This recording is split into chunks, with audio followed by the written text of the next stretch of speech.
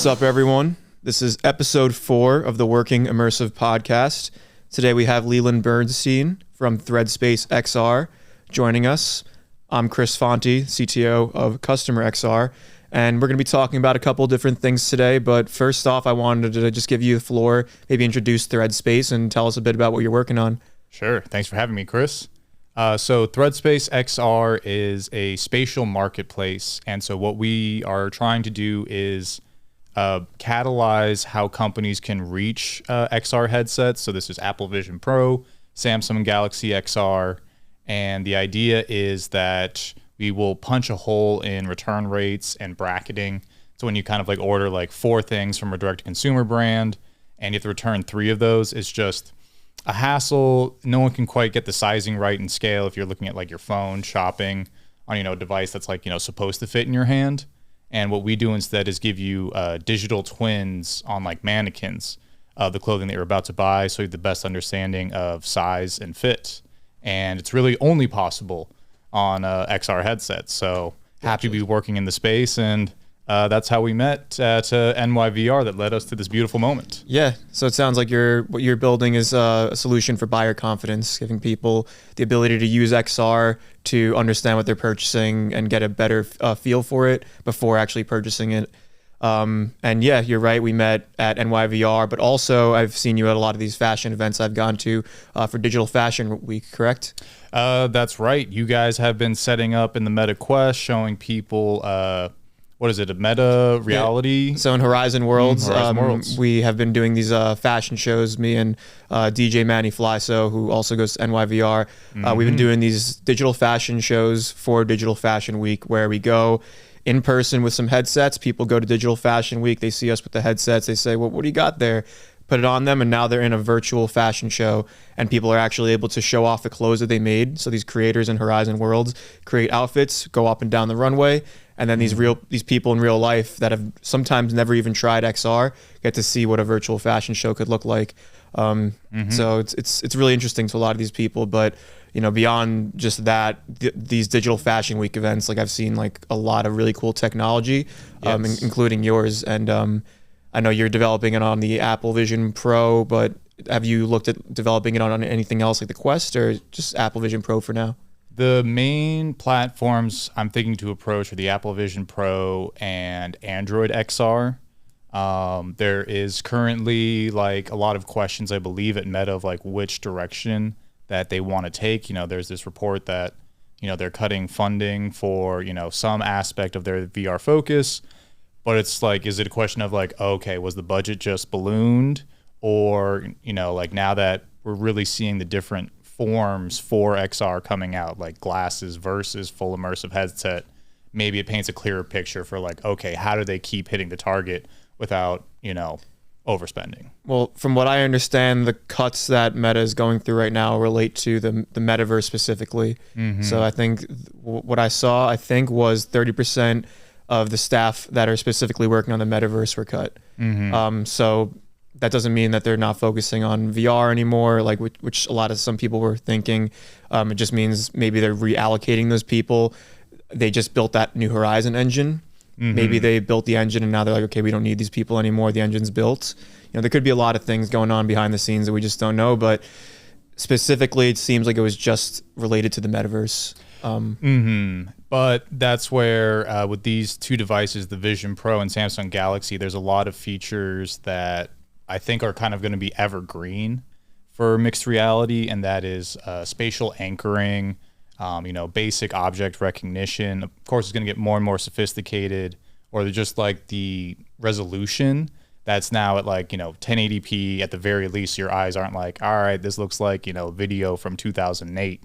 Like, okay, this is what I expect a visual experience to look like in 2025, regardless of platform.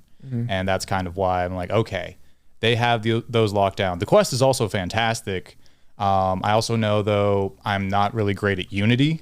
So there's like a kind of learning curve that I'm avoiding where I'm like, I'm not sure if the errors I'd be hitting are because of the OS or because of Unity. And that's why I chose to stay away from that when building my application. I just had far more experience in the Apple ecosystem. For me, a lot of the things I've been building, we start actually in Vision OS, and then it just looks so nice that I'm like in Unreal Engine trying to recreate how that looks, like just straight up recreate the menus and the UI that the Apple Vision Pro has, because it's just so nice and intuitive, and you really can't get to that level of even like the transparent glass effect that the Apple Vision Pro has. Like it's really hard to achieve on something like a Quest, because you need a fair amount of compute in order to get something effect like that. But yeah, Apple Vision Pro, if I agree, it's a lot easier to start than Unity in some cases. Shout out to who designed the glass background effect at Apple. Yeah, because that it feels like how it should. Like you're like, okay, I can see through this, but of course my window's in the way. This is like it's what you expect to see. Almost. And I mean, have you ever noticed if you hold any kind of window over like a table, you'll see the shadow on the table? Yes. And in one of the recent updates, things feel a lot stickier if you want to take your virtual desktop, throw it to the wall behind your laptop and things. They are really, I guess, like hammering home that feeling that we already know on like our iPhones, just extend it into the pinch and drag gestures. So, very excited for what they've got. More tools and things that, well, actually, Chris, when did you start developing for the Vision Pro, if I may ask? It was about a year ago when we got our hands on we got 2 Vision Pros. Me and my partner, Kevin, I started experimenting. The main thing that we've been experimenting with has been 360 videos. Yes. So we've been going upstate. I also went to Ohio for this like quarter horse Congress event, and we basically just go there we have a Candow Obsidian R 360 camera, get some footage with that, and then I've learned how the whole process of getting those videos into the Apple Vision Pro, into their own app. So yeah, it's been like about a year, maybe a year and a half that I've been since I started developing for the Apple Vision Pro, and we're actually in the process of releasing our first app on the App Store. Nice. Which one? It's it's called the Innisfree Garden Tour. Okay. Upstate New York in Rhinebeck, there's this garden. It's like a botanical garden, very beautiful. So we've been going up there in every different season to get footage. And so the idea is when you're in this app, you could go to different points in the garden and then change the season on the fly. So like when you're standing at the lake, if you want to see how it looks in the winter, you click a button, it transitions, and now there's snow everywhere, but you're in the same spot. Gorgeous. Okay. Yes. So it's introduced some like challenges around like finding that exact same spot to put the tripod in. So we've gotten around that though pretty well. So you do really feel like you're in the same spot as the seasons change. I originally was trying to make it a completely offline app. Okay. I realized that, streaming is definitely better, but we did promise them that it would be available offline. So what I'm working on right now, actually, is before I came here, is having both options. So now you could stream like off the bat, but there's also an option to download the videos, so you could do it offline. Was the issue just the download size? Yeah, it's a big download size. We kept getting feedback from Apple that the downloads were too slow or not working or just unreliable. So I think that they were kind of just trying to like push me to just be like, just do the streaming. Like it's going to be a better experience for the end user, which it is. Like the way I had it was you had to sit there for like around 10 minutes. I have a whole little area where you can like learn about the garden and read some stuff, but you're just waiting until it downloads external content after the initial download. So now we could bypass that by streaming. And then if someone wants to do it offline, there's a button that you can just download everything to be offline. Fantastic. What prompted my question is that I'm realizing, one of the huge bottlenecks for immersive streaming is Wi-Fi 6, your home internet connection, and it actually sounds so like the case is opposite, where like if you want to hold everything like an entire 2-hour, 4K, 8K NBA broadcast on your Vision Pro, it would actually take you longer to download than to just enjoy a stream. Okay. But then once it does download then everything loads instantly and it's a lot smoother. But it's just that initial sitting there for like 10 minutes waiting. No one wants to do that. So the streaming, like, it takes a couple seconds longer to load in a video, but you don't have to do that 10-minute wait at the beginning. Okay.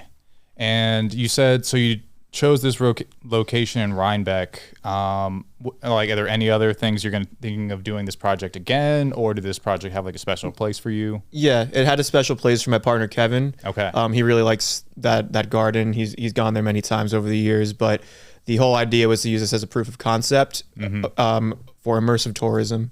So I don't know. I love like the drone fly through videos. Like, they have it for Hawaii on the Vision Pro. Shout out to Immersive. Those are the times where I'm like, okay, I can feel kind of like the Lumiere moment where like people are like running away from the train that's coming towards them for like the first movie ever. That is when I feel like I have that same sensation in the Vision Pro. Like I don't get motion sick, but I feel like, you know, when I watch, like, you're going through the mountains of Hawaii, I feel like I imagine the wind going through my hair. And I think that's also what I think people wanted to happen in VR, but I don't think the level of resolution, quality of the graphics, you had to be in a very specific environment to kind of like fully put you into VR and make you forget that you're kind of wearing a headset or in a VR space. With mixed reality, or at least with like a headset like the Vision Pro or Samsung Galaxy, the ability to kind of like dial in and out of the immersiveness is, I think, one of like the greatest strengths and why it will be adopted, but we will see. Yeah, I think immersive tourism, I think it's a more mature form of XR content than just games. I think a lot of people that, you know, they're like, oh, my kids have that thing, you play games on it. Like, if you showed them an immersive tourism app and said you can now visit like your favorite place immersively, you know, I think that's what a lot of people that are non-gamers are looking for, which is why we're like focusing so hard on the immersive tourism stuff. And you're right, you know, it was, you know, a couple of years ago hard to get to this level of fidelity, but then when the Apple Vision Pro came out and these displays that it offers are like almost like near human eye level, and like now it's like, okay, we're at that point, we could make something that really you truly feel like you're there and capture this footage that's like 8K stereoscopic, ambisonic audio, like it's all ready. So we want to create these immersive tours for various places, Innisfree is the first. And then hopefully people that are skeptical about VR, they think it's just games, they'll see like, oh, like I could like go visit my favorite park now. I could visit Central Park or something in in this headset, and you know, I love that. Like, I think it's going to open a lot of doors for people and get more people using XR. What did you do after the proof of concept? Do you guys have a second location in mind, or? Yeah, we're showing it to some people. We're showing it to a couple different I think Central Park Conservatory was what they're called. We had some conversations with them. Any place that, you know, houses like a nature area or like a conservancy area, like something like that, they could utilize this. It both archives the space and also gives people a way to visit it if they can't visit it normally. So it's got that accessibility component as well. This is awesome. Would they consider letting you film Shakespeare in the Park, you know, for for a similar purpose of archiving? Because I think with immersive media, all of a sudden you have a way to sell, and you know, for your Broadway show, instead of just being limited by, you know, the capacity of your auditorium, you now have, you know, maybe another 1,000 tickets sold for like immersive headset pay-per-view. Like, and so I'm wondering, like, could you start on things like Shakespeare in the Park, and then, you know, with the New York City access, you then can go from that, maybe even the Comedy Cellar, although pretty sure in like those smallest spaces, it might be difficult, but I think the potential to kind of marry like immersive content with, you know, plays and stage plays, I think actually makes so much sense as kind of way to like revitalize, kind of like, it's not, you know, it's like, it was never like crazy. Of course, you had plays led into television, now YouTube, but I think it's a way to kind of like bring it back, or at least like marry old and the new instead of bring it back. I don't know enough about the theater, so please don't eviscerate me for my lack of knowledge. No, I mean, I think any theater person would agree, like being able to record a performance and then now offer that performance to anyone that wants to see it like regardless of where they are, is super powerful. How that differs from what we're doing, not that we can't do something like that, but our apps, so imagine if you're watching a play in XR, you would want the ability, I guess, to scrub, look around, like, you know, the streaming issue, pause it if you want. Our videos, our experiences, you're not supposed to be able to tell that you're watching a video. So basically you're in a sphere and then it's mapping the texture of the video to the sphere. Okay. So there's no scrubbing. You don't see any progress bar, any time, any play button. It just always plays and always loops because it's supposed to be like you're standing at that spot in the garden. There's also no subject in the frame that is talking or performing or anything. It's literally just nature. So it works in that case. But if then you introduce something like a play, I think something like a 180-degree experience where you're just facing the play and you're able to scrub and pause and whatever, that's where that use case would lie, I think. And when you're doing something like that, I would think, you know, have you heard of the Black Magics and Immersive R? Yes, I have. That's basically these next generation cameras, right? Made for the Apple Vision Pro. So bringing that to Shakespeare in the Park, that would be awesome. Like, I think another great mature use case that someone that likes plays but doesn't like video games, if they saw you could use an XR headset to now watch Shakespeare in the Park whenever you want, it might incentivize them to start using XR. I would love that. I think there's a lot, especially if they get the weight down, it'll be far more accessible to people. Recently, I demoed ThreadSpace, the spatial marketplace, to FIT's D-Tech lab. And, you know, these are folks who are, you know, 50, 60. They may have seen a Quest or, you know, maybe the game design school has used it, but it was pretty amazing how quickly, like, okay, like, what do I do? Pinching like these dots, is that really how the Vision Pro gets around to it? It's just so intuitive that I'm just like, yes, like this will be kind of picked up by everybody, similar to how smartphones were, or tablets. It's just that initial hump unfortunately comes with, you know, the Vision Pro price tag. But if you can get past that, or if there's more people providing services to, you know, fleets of AR headsets for experiential events, I know maybe a team at Samsung has been looking into this in New York. I will need to follow up with you if, you know, it's something that might be of interest to Customer XR, but it sounds like they've got, you know, basically a team ready to be like, you need 20 to 30 headsets to go out somewhere. We will send that to you, load up your, you know, software on it, and then, you know, have your experience go. I think Apple released something similar, or at least announced it, that they're doing like a managed service type thing, like Meta does, where you could buy a bunch of headsets that only have the content that you are using for the specific use case. So like it works for like when you're doing like a deployment for a training application or something, and you don't want the headset to be able to download like Gorilla Tag or anything. You want it just to be used for that tool for the business. So I think I did see something about Apple releasing some kind of service like that. So if Samsung's also doing it, like, you know, kudos to them, because that's what we need to bridge the gap between businesses and XR. And they'll probably try it out of their business, be like, okay, if I had, you know, my work laptop and my home laptop, could have my work AR device, my home XR device, and just be like, I already know how it works. It feels comfortable, or like this model. I'm just like, yes, get that adoption rate up. Let people know that's like, okay, you can have your laptop or your phone and this device, and like it'll be kind of like how you have your current digital presence, but just, you know, new form of it. Pardon me. Yeah, I like that. Jay. I like that idea of having your home AR or XR device and then your work XR device. Like if I had, you know, my Quest in my house, I could have all my games on it, but then when I go to work, you know, my Apple Vision Pro is there, and it's just used for work, which is, it's great for doing work with. So I think that's a likely future. Now, should we talk about some of the things we talked about before the podcast of perhaps, you know, where we see 2026, what's happening for XR in general, or where would you like to take us, Chris? Sure. Yeah, we could talk about 2026. One thing that I have been seeing, you know, personas, right? In Apple Vision Pro now.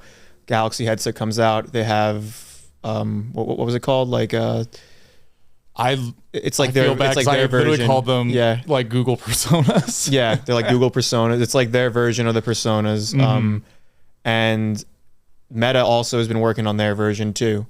So I think that what we're going to see in 2026 is now every major XR headset now has an ability to scan your face and then make your digital twin that actually looks like you. I think that's going to be more appealing to a lot of people than maybe the avatars that Meta Horizons has, you know.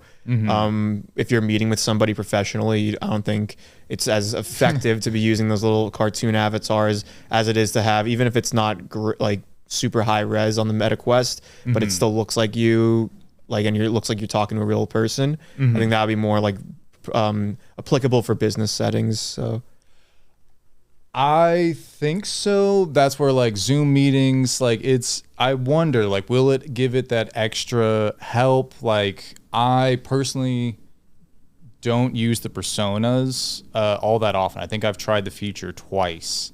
And to me, it still hits like in the uncanny valley. But I think, you know, we're on Vision OS 26 now. It's literally went through 2 iterations. It will escape that, and I think I'll be far more comfortable with it. It's also somebody who, like, if once my hair grows a little bit longer, like, it starts changing how my face looks. So I feel like I have a, you know, this could be very personal, but I feel like from day to day, I feel like my face is a different look and feature. So I'm just like, I'm not sure if I want to bring that through the personas or if I would want to hide it, but that's something that I should either get over. But I think that it's like they're still baking the tech. I like that more people are trying it out and bring it in. For the virtual meetings, I will say, yes, I fully agree with you. That is way better than the Meta avatars, because it's just like that felt far more like an idea from VR chat instead of like this is a professional tool. Yeah, I agree. And I think it really shines in the experiences, not like Zoom, like, because you can use your persona on Zoom and Microsoft Teams. You appear in the little window as if you had a webcam, except it's your persona. But I think the real use and where it really shines is the experiences where it just uses your persona and then you're like in an immersive space with somebody else, rather than like just see like there's a Zoom windows. I know there's a lot of apps out there. For example, at MIT Reality Hack, I tried this app on the Apple Vision Pro that used personas, and it was like a card table in front of you, so you saw everyone's persona with you at the table, and then you could like play board games, play cards. So it wasn't just like, you know, a Zoom window. It was like, you know, those people are like actually there in real space, like you saw their persona. I think that's where, like, you know, even for businesses when they're doing meetings, like if you can meet at like in a virtual office and you're not just in a little window, and you could actually like point to the whiteboard and stuff like that, it's gonna be more powerful. The co-location, definitely powerful. If you're able to bring in people into your space, that's where we'll need like the portable 3D zoom camera.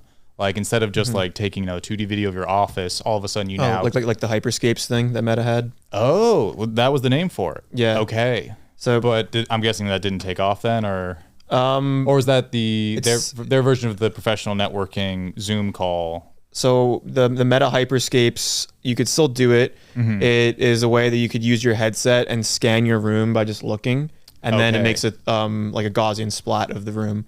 Okay. The caveat is that it's too much to run on the headset itself, so you're actually pixel streaming from some server, I guess, at Meta HQ or whatever.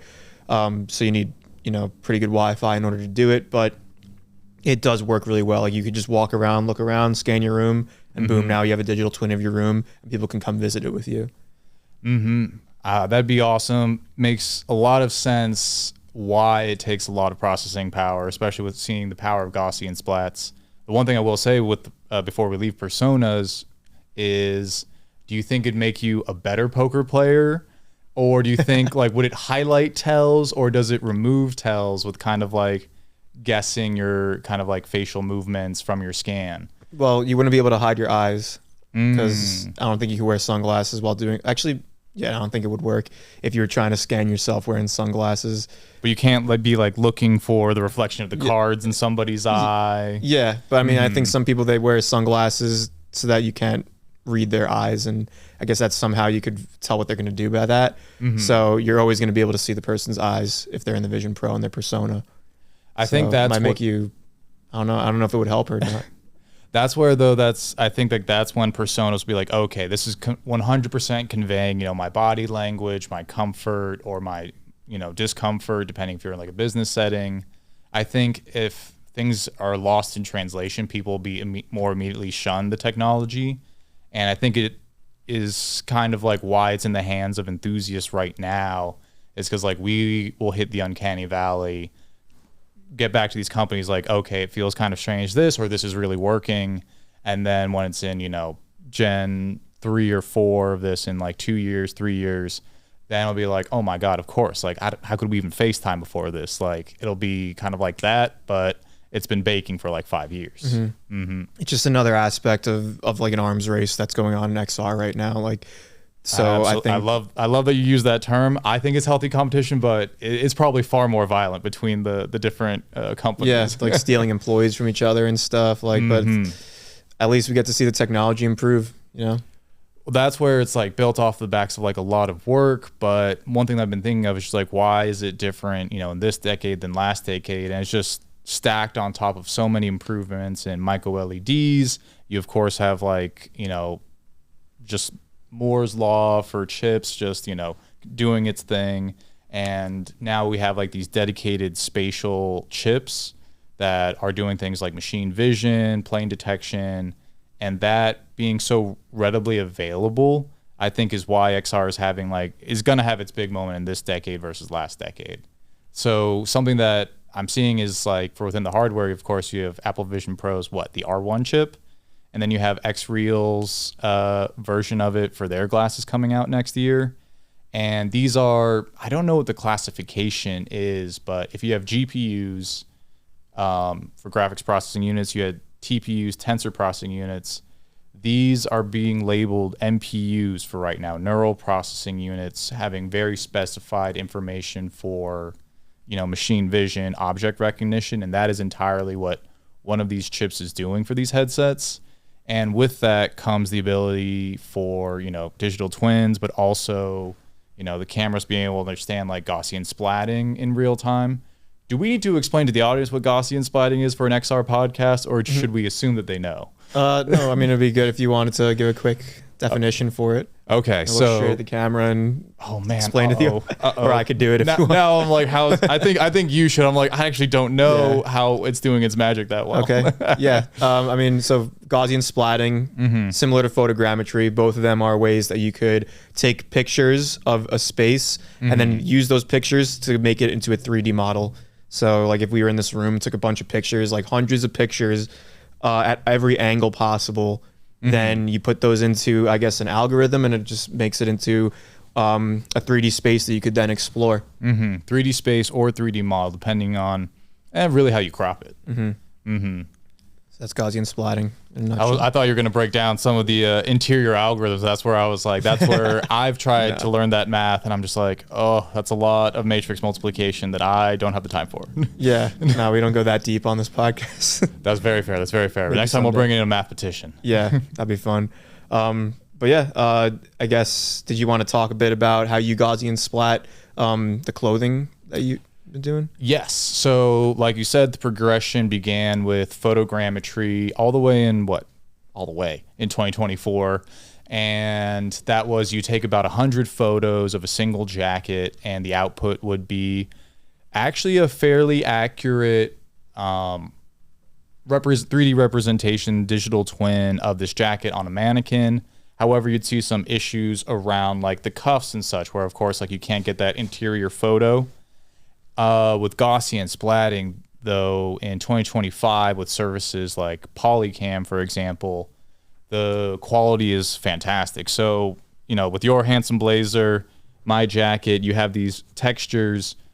This wouldn't be coming really through in, the photogrammetry from 2023.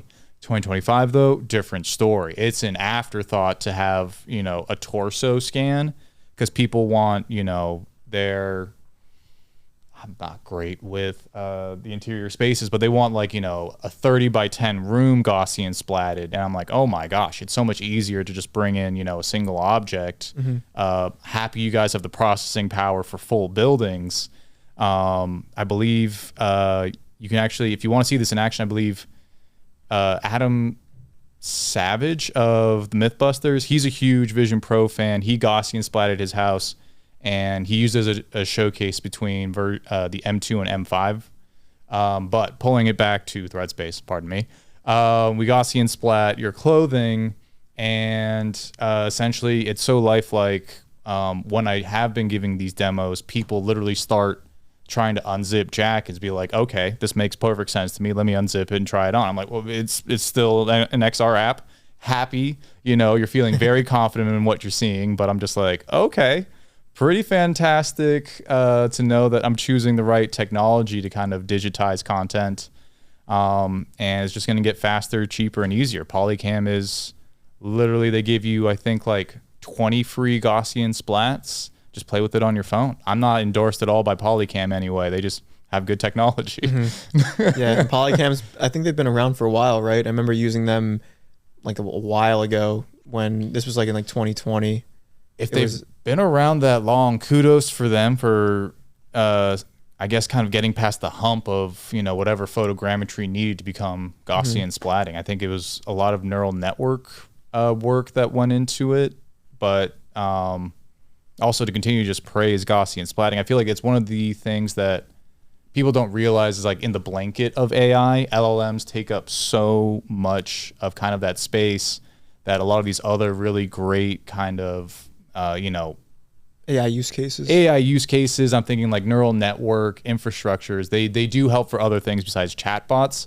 They're just not quite as, I guess, interactive as chatbots yet. Yeah, I think it's easier for people to understand that you could talk to a computer using AI than you could scan a whole space using AI. But it's going to become more and more like adopted, more and more used.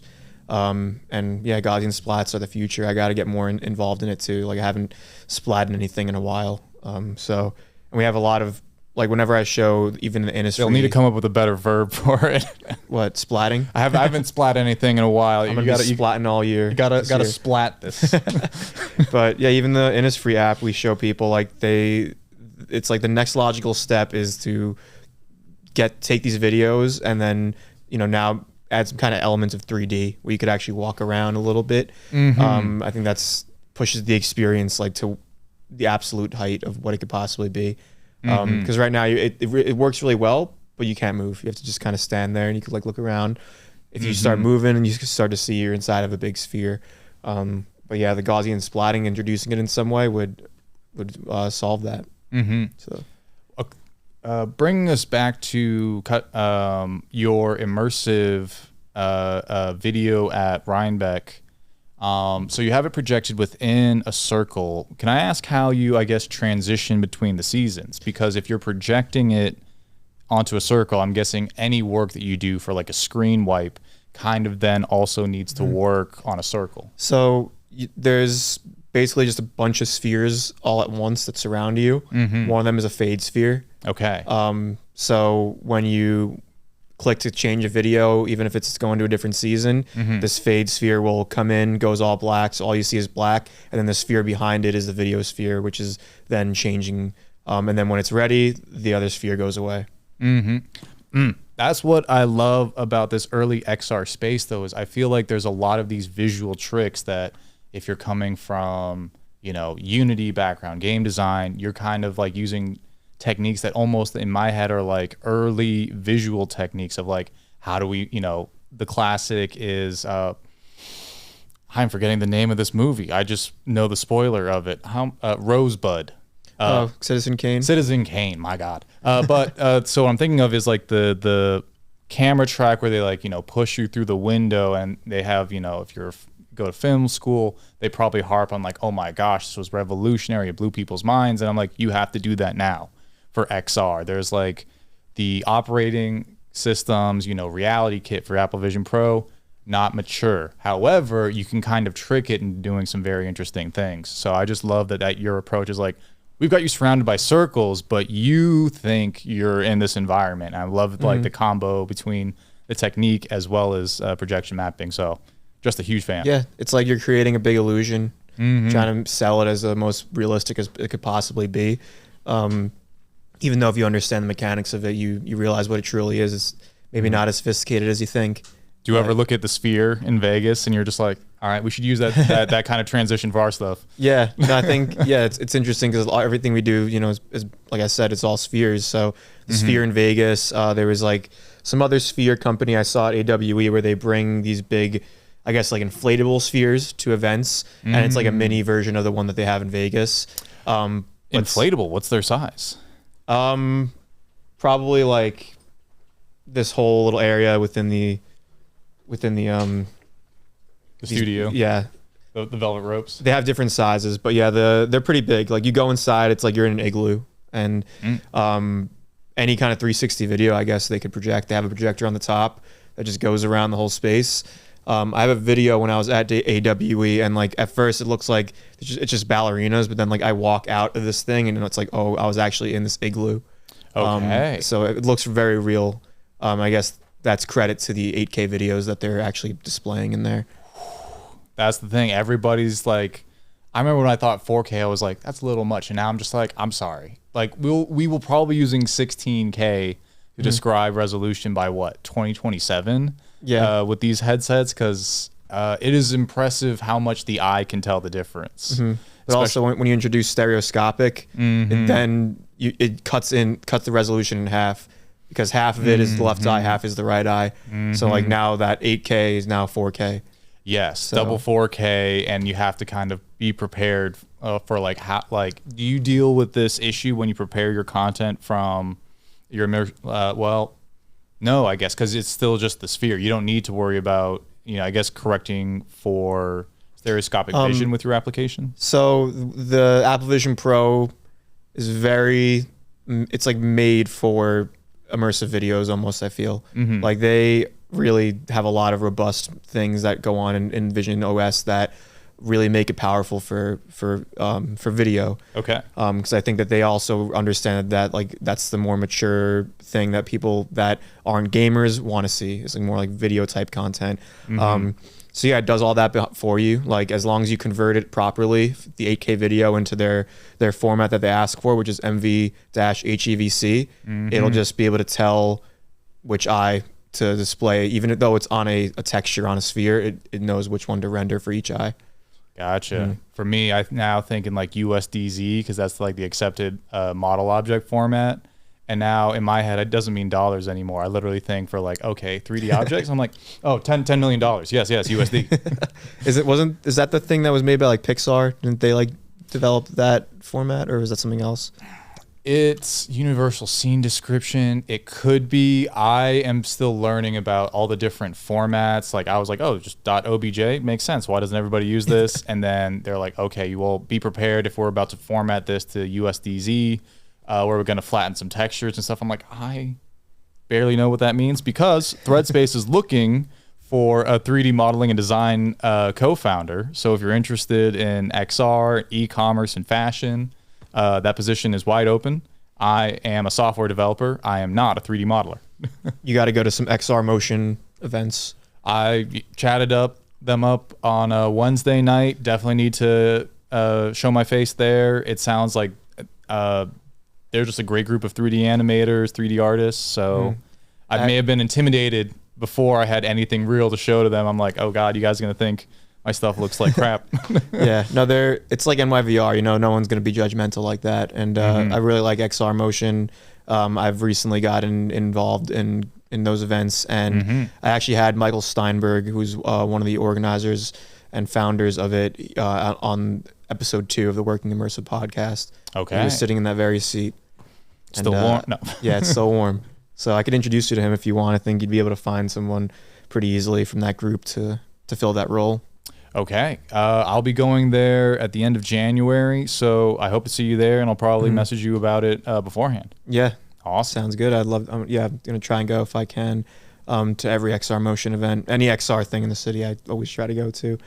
Got to do it at this stage. I feel like everyone's like, we're all enthusiastic and we all need to make sure they keep supporting like these systems. Like no one wants to see what happened to Google Glass happen again, or it's just like, oh, a lot of promise. And then just, ultimately like had to shutter it. Like, that's the thing. Like the people that do see the potential and that are XR enthusiasts, like are super, super passionate and also very eager to work with each other because they just want to see the technology succeed. So it's like unlike a lot of the other realms of business, I think, in that it's so collaborative and people are just so open and they're just like, they just want to see it succeed at the end of the day. So.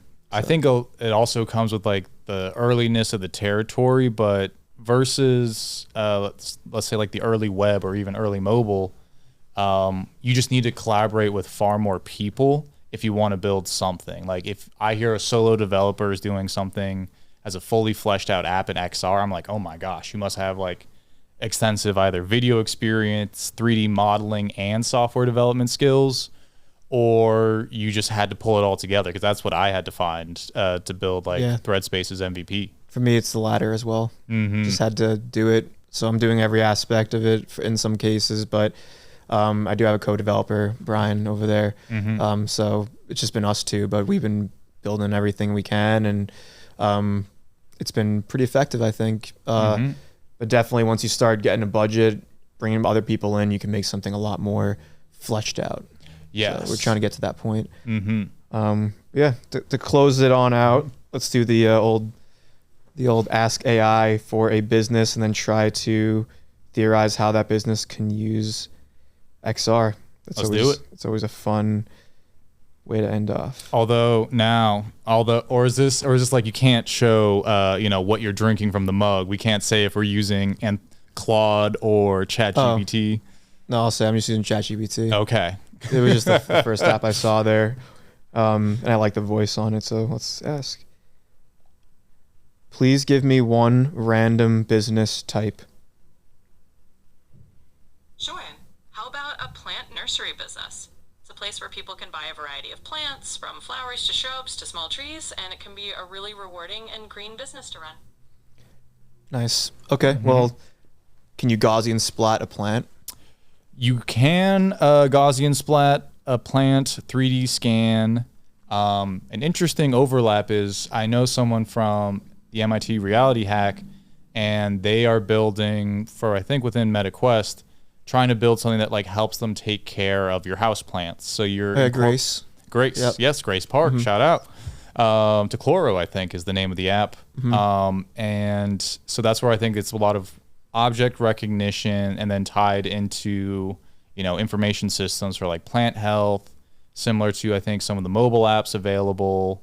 But I feel like that's pulling it into your home. I guess for like a nursery, you could Gaussian splat. You could, I guess, before people buy, be able to look inside the nursery. Although you're right, if you're at the nursery itself, I guess they wouldn't really necessarily need the Gaussian splat because you're already looking at the plant. I think what would help is if you were using some kind of thing like XReal or the meta displays that would identify the plants for you. I know people with mixed results have been using AI to identify different plants. Really? I thought they had nailed that, the identification systems. Yeah, I've heard mixed. I mean, it's worked for me, but I'm not really that knowledgeable on plants, so I just assume it's right. But some plant expert botanist might be like, that's so wrong. But if you built it out to be pretty robust, then you could then give that to people, or they'll walk in with their own AR glasses, and then when they look at plants, they'll see like a little pop up, like what the name is, like how often you should water it or what have you. Maybe how much it is, that could help them sell some of these things. It would also probably have just these tiny pop-ups of just like, all right, if you have a cat, don't buy this because, they'll be allergic, fine for dogs, or, just a level of instruction that instead of like having to go find one of those tags you always lose when you buy a house plant, it's basically permanently digitally attached to, this physical object. So I think a lot of the XR tools would either be splatting, image recognition, and potentially anchoring, and that would get you to kind of have this visual layer for your plant. Okay. Yeah, so I guess that's how a plant shop could use XR. Not bad. Every business could use XR in some way, you know. We're going to go through all of them. Just talk to us and we'll find out for you. Sure. All right. Well, thank you so much, Leland. It's been great. Went over a lot of really good stuff, good topics, and I wish you luck with ThreadSpace XR, and we'll keep in touch. And for everyone else out there, happy holidays, happy new year, and we'll see you in 2026. Thanks for having me. Cheers.